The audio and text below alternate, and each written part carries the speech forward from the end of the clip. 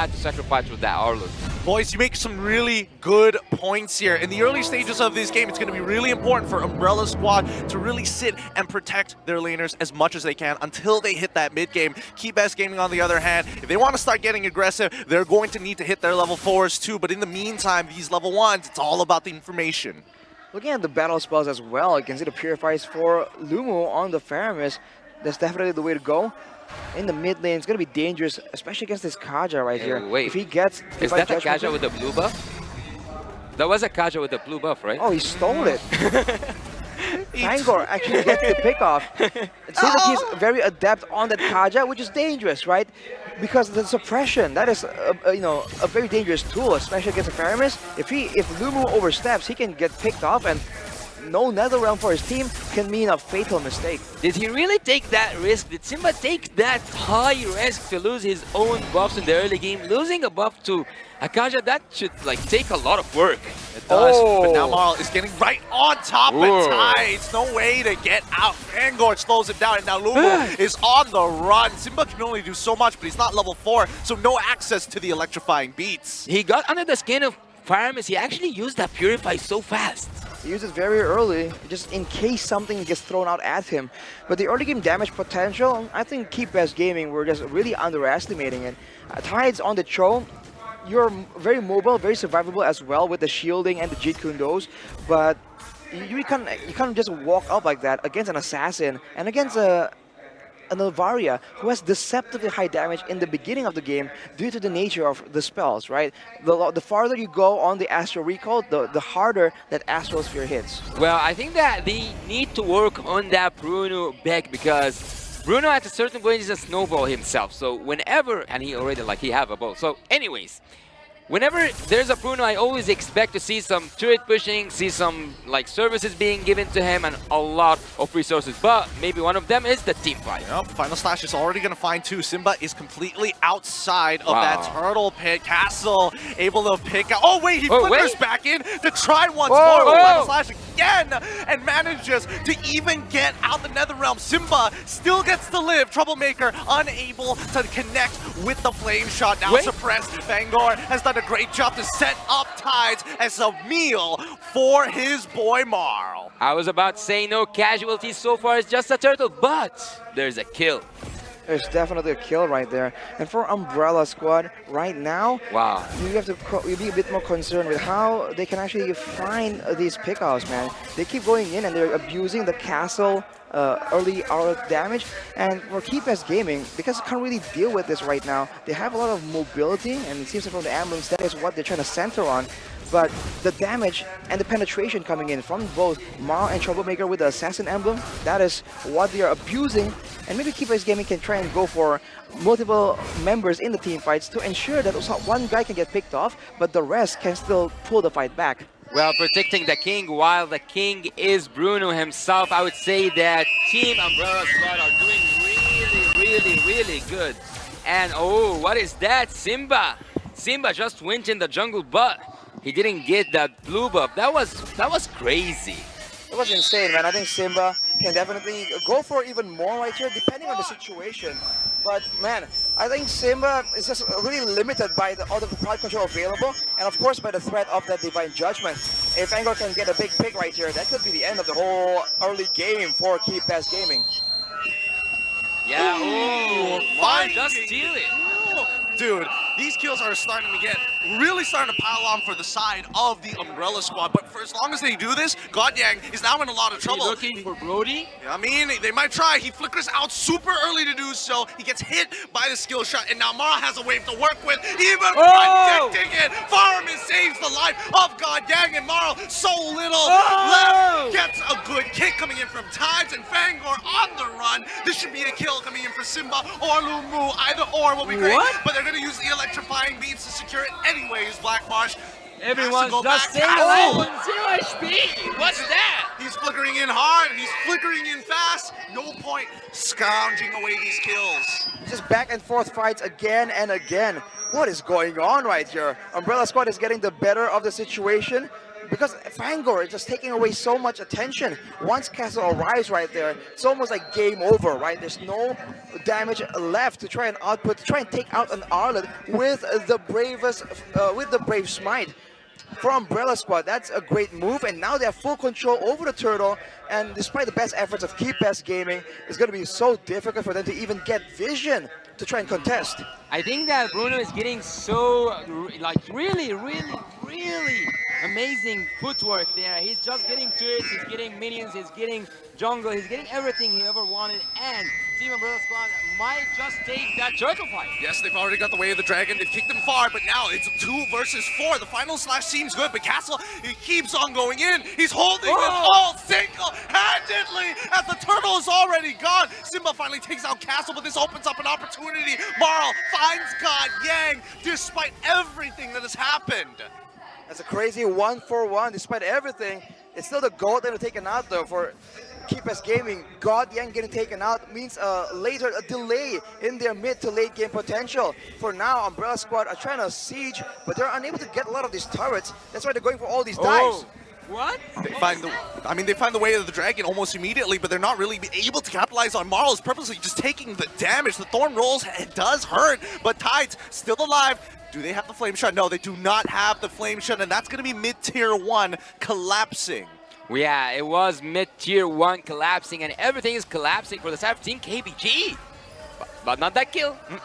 Seems like that kill wasn't collapsing. Yep, it wasn't collapsing. It's kind of ironic to see Troublemaker in a situation where he's not getting as many kills as you would like him to see, but at the very least, he's finally gotten a death. It's important to find these kills in these situations because especially for KBG Gaming, they need to start scaling up, and they need to start scaling up fast.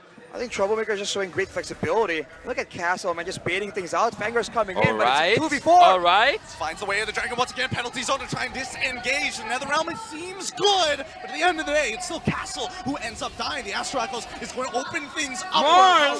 They jump straight into the back line. God Yang finds one. The second to fall. That's a double. Does he make it a triple? As you flickers on out of there. Marl's not going to let him go so going easily. But Fangor just making sure nobody else gets to interrupt, holding the way for Marl just in case. What a perfect execution coming in from Marl. Simba trying to find a trade, doesn't even get it with the electrifying beats. Marl, what a magnificent, incredible gameplay. It's insane. Marl just lifting his team up 7-0-1, and he's not done just yet. He's going to the solo, the turtle even. It's only 8 minutes in, but there's so much action going on, and I must say, it really benefits Umbrella Squad with their aggressive early game composition. Despite having Simba, a great assassin, on the Joy, KBG Gaming, they're just struggling to really find the backline targets. They can't get past the Fangor and Castle, the frontliners of Umbrella Squad. Yeah, for me, Marl, man, Marl, he was born to be assassin. He was meant to be assassin. He wants it, and he wants it bad. Oh, the final slash doesn't get Tides, but it doesn't matter. They still are able to pick him up at the end of the day. Lightning Truncheon already purchased by Troublemaker. That's going to give him some important damage here. As you can see, the temp HP, 90% of it instantly gone. Yeah, Team KBG at this point are panicking by the hands of Team Umbrella. There's no mercy.